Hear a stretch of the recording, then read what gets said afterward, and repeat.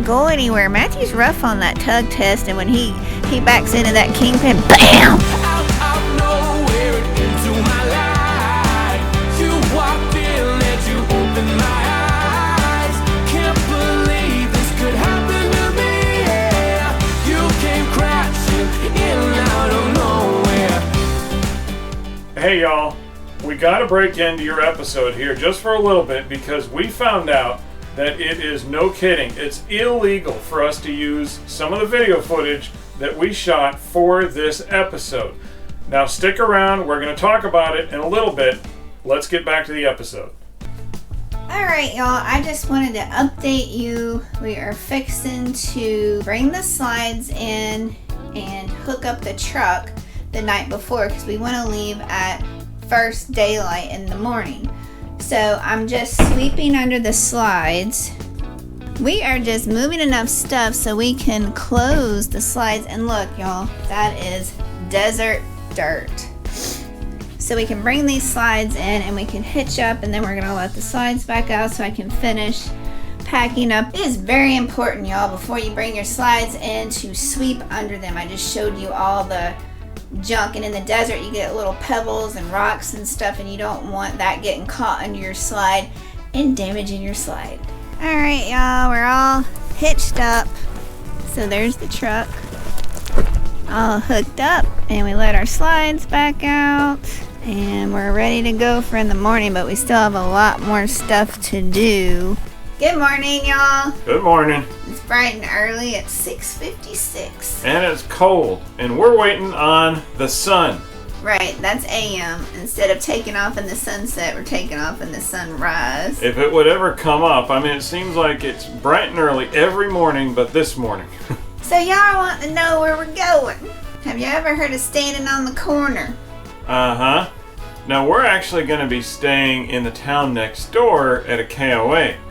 But our family's going to be staying in Winslow, so we get to visit Winslow and stand on the corner. Right, everybody stands on the corner. Maybe we'll be the first that stands on the corner in the snow. Are you ready to go? I am finally ready to go now that the sun's up. Let's get it.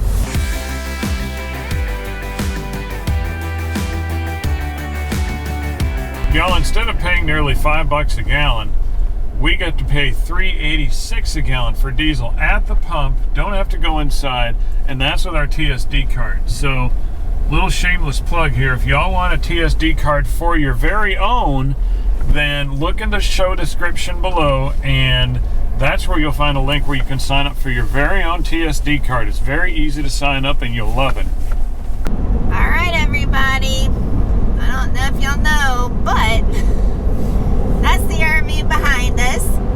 That's right, we are taking it with us. I mean, we left you off on a cliffhanger on the last episode, and we kind of forgot to resolve it, so resolution, right. There it is. We are taking the RV with us. The worst reveal in television history.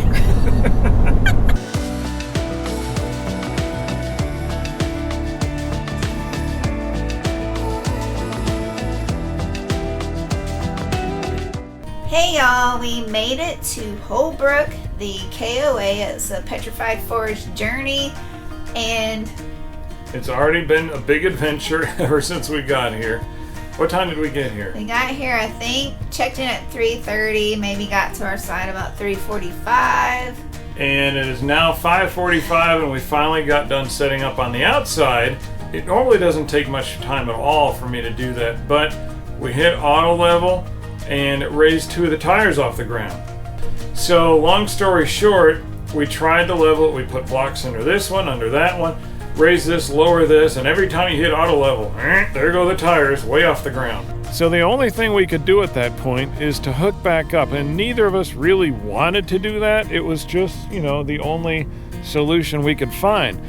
So instead, we went with plan B, which is not perfect, but we hit auto level, and the darn tires were way up in the air. But they weren't enough to where you could slide something under it. You'd have to dig, and Sean didn't want me to dig. So I just took the leveling controls, and I lowered the front for like 3 seconds, and I lowered the back for 3 seconds. And ultimately, that put the tires on the ground, and it's pretty level. I'd say 95% level. All right, y'all, I'm going to give you a tour of our site here at the KOA in Holbrook. It's a gravel, kind of muddy site right now. They provide you with a picnic table. And they say the site is 100 feet long, but it's not. I'd say maybe 60.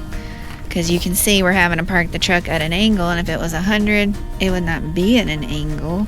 And you get full hookups, sewer, water, and electric. And the thing about the sewer is they have two. This one's at the front of the site, and they have one at the back, but the one at the back is raised up. This site is horribly unlevel. It's probably not going to pick it up on camera, but you can see the ruts when it rained and snowed. People rutted it up and got stuck, and our tires are down in a rut. And then see, we're all the way to the back of the site because here's the road, and they claim this is a 100-foot site. Good morning, y'all. It is Christmas Eve. By the time you see this, I'm not sure what day it will be. Past Christmas for sure. Right, so it's our second day visiting family, and today the agenda is to go to the Meteor Crater National Landmark? I think it's a landmark. Right, and they're still open on Christmas Eve, so that's what we're doing. We're getting a late start because whatever I ate last night did not agree with me. So, but you're feeling better. Yes, it just sucks being sick on Christmas. I wasn't going to let it run my whole day, so I'm feeling much better. You just have to kind of baby it until you feel better. But I'm hoping I'll be better tomorrow because we're supposed to be eating at the Ho Ho Ho buffet. And you can't say no to the Ho Ho Ho buffet. Right.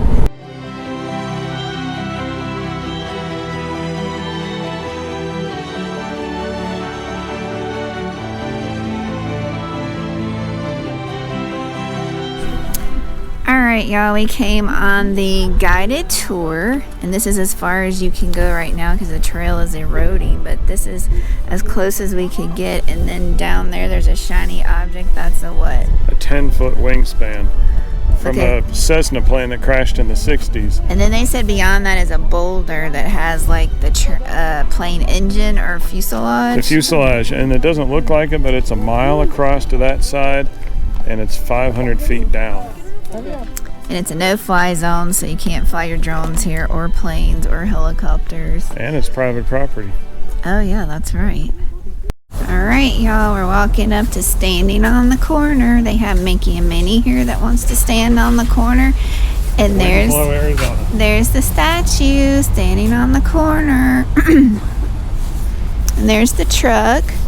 And there's the statue. There's two statues. Who's the other statue?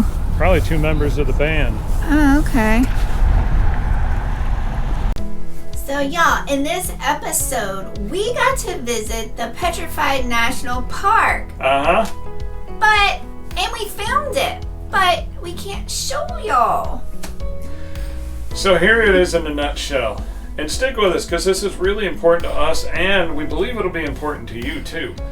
So, there were a few court cases, and we won't go into that, but suffice it to say, what happens after court cases involving the government? New rules. So bad stuff did happen this time. And you all know us. We are not political at all in this. So this is not going to be a political rant. It's just simply giving you the facts, and you can do with it what you will. So the National Park Service has now got new rules. And think of it like a bunch of little tiny governments. You got the whole National Park Service that has on their website that people like us or bigger, anything from a blockbuster motion picture all the way down to us. The rules cover it. That you need a permit in order to film, even us. Even though you couldn't pick us out of a lineup of 100 tourists with our tiny little action cam, we need a permit. Here's where the tiny little government situation comes in. Every national park runs its own show, so to speak. So the Great Smoky Mountains might have some requirements that Canyonlands might not have. And that's what we're finding out. So it's kind of a piecemeal, hodgepodge, whack-a-mole type thing. And here are the basics of it. Number one, if the park requires a permit now, you've got to apply for it. That costs money, usually a couple $100 or so, but again, it changes from park to park. Now we're looking at, if you get the permit, again, some of the parks are charging you, and I say some because they're just now starting to get the feel for what they're going to do. You know, things may change weekly, but once you get the permit, you got to pay for that separately. Maybe another couple $100 from what we're hearing. I'm not making these numbers up. These are kind of what we're hearing. And then let's take the Smoky Mountain National Park. Again, by the time you see this, it may change, but very recently, some people who we know of and respect, they had their attorney advise them that that national park requires them, they're YouTubers by the way, that they are required, if they want to film there, to not only get the permit, but they have to have a ranger go with them around. So that means you have to know when you're going, where you're going in advance, and what's the other thing? Insurance policy. Yeah, they have to, for that one park. Now again, not all parks will have this, but they have to have some kind of an insurance policy. Y'all, we love doing these videos. We don't make much money on them. I know, shocker. We're not all the top dogs of YouTube. You know, maybe with y'all's help we'll get there, right? But for now, we're small potatoes. I mean, real small potatoes. So you heard me mention a couple hundred here, a couple hundred there. We don't have that kind of money. We don't get that kind of money from these videos. And we're not asking you for it either. We're just saying that's the way the ball bounces with these YouTube videos. We do it, it's more of a project of love than anything else at this point. How long in advance do you need to get the permit? They want you to apply at least 2 weeks before you plan to visit the park. And they also would like to know about what hour you want to go and exactly what you want to film. So that kind of takes the spontaneity out of it. And we're all about spontaneity. If you ever meet us on the road, and we hope you do, we usually, and you say, hey, where are you going next? We usually don't know more than a week in advance. So how are we going to apply 2 weeks in advance that 3 months from now or something, we need to get this darn permit? Now, we're not trying to cry ourselves to sleep here. If a permit is legitimately what makes the most amount of sense, then fine. If if some money has to change hands, then we're not above everybody else. Why should we not have to do the same thing? But right now, if you're talking hundreds of dollars per park, and we love to take you with us on our one and only day off. We usually work 6 days a week, y'all. There are exceptions.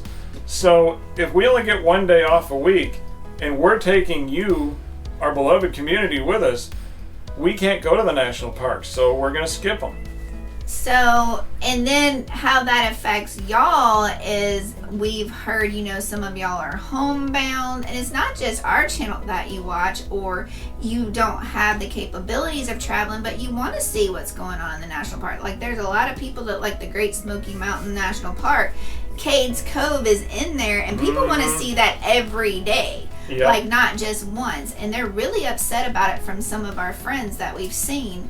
And so we just are letting y'all know in case y'all are not aware, because it not only affects the YouTuber, but it affects y'all as a viewer, because a lot of y'all like to see the national parks. You like to see the animals and everything that's going on in the national parks at different seasons and stuff. So just contact your local representation. Yeah, representation, and let them know that you're not happy with this, if you're not happy with it. But leave us a comment below and let us know, is this the first you're hearing about it, and what are your thoughts about it? And y'all, we might not have explained it the best way, but that's how we understand it. And again, we are not a political channel, so let's stay out of that. But we honestly want to know how you feel about this. How does this affect you?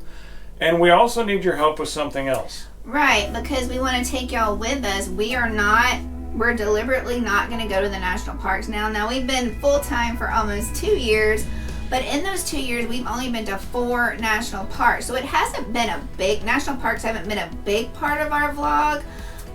But we were planning on going to some in Utah, and, you know, we're out west. I mean, Utah's got 5 right off the bat. Good ones too. Not gonna go because we can't take y'all with us, so we want to go to state parks and just other stuff that is not a national park. So we need your help. Let us know, where can we go?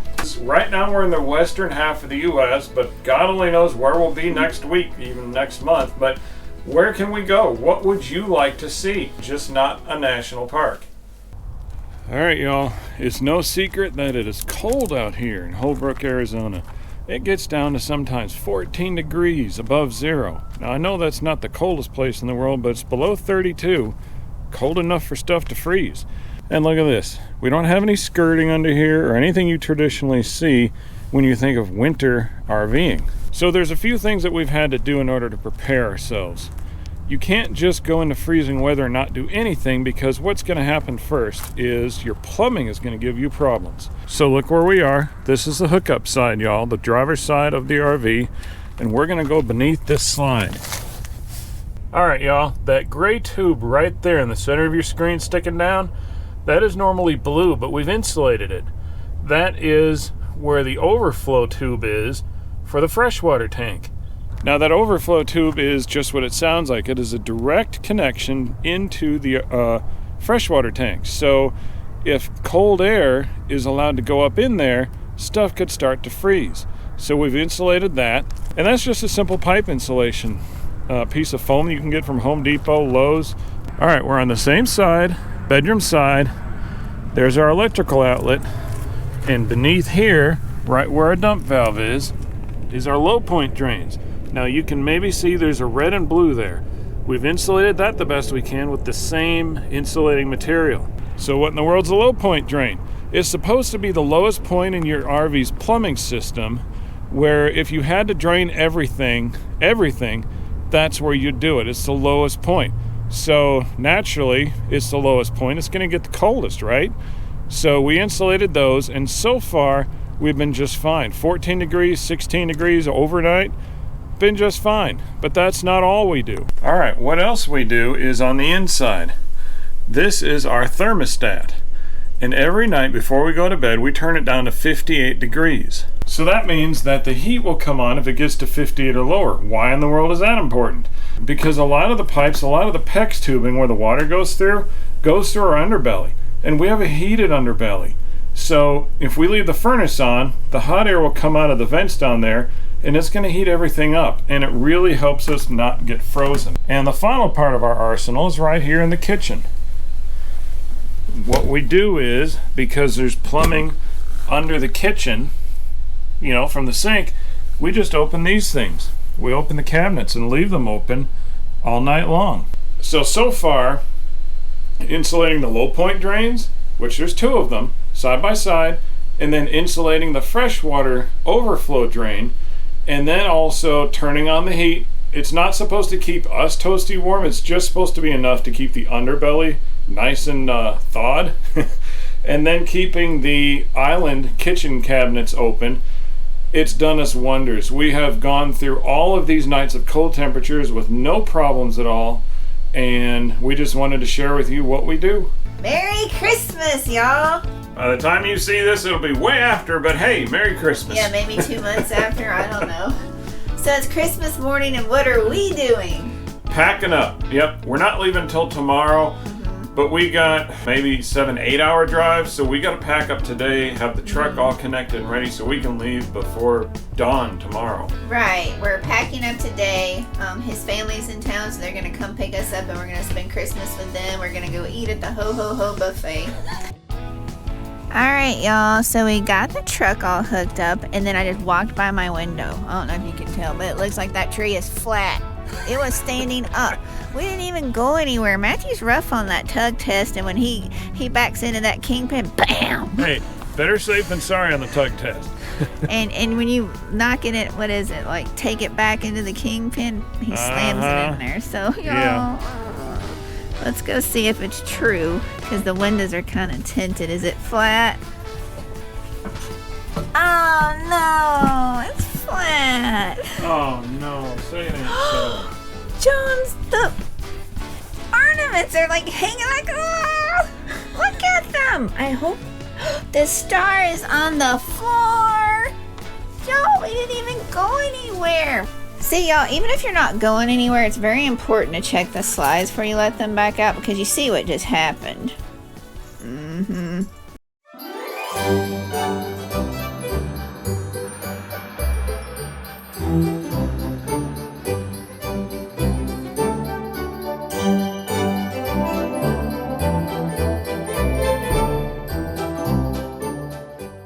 We got to did go to a casino for Christmas dinner, and they called it the Ho Ho Ho Buffet. And my favorite food was shrimp. They actually had shrimp on the buffet for Christmas. What was your favorite?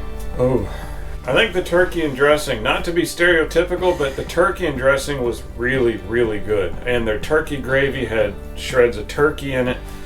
That was really good. Oh, and their pizza.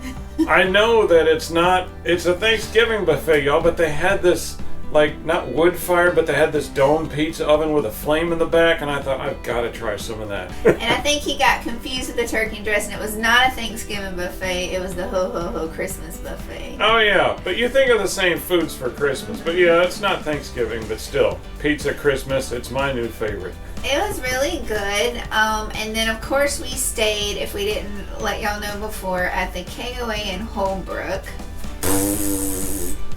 Yeah. The last straw was they just didn't care about their people. They didn't care about our equipment. So there were some boys who were just being boys. They were just having fun, but their parents didn't seem to care either. They were playing baseball right next to the row of RVs. And in this row of RVs, it was all bigger, mid-sized to bigger, expensive RVs. And then we have tow vehicles and all that stuff. And they're playing baseball. So I called the office because it's not my job to confront these people. So I called the office. Long story short, they said they would send people over to take care of it. They didn't. And the dark did not. We thought, oh, it's getting dark. Maybe they'll stop during the dark. No.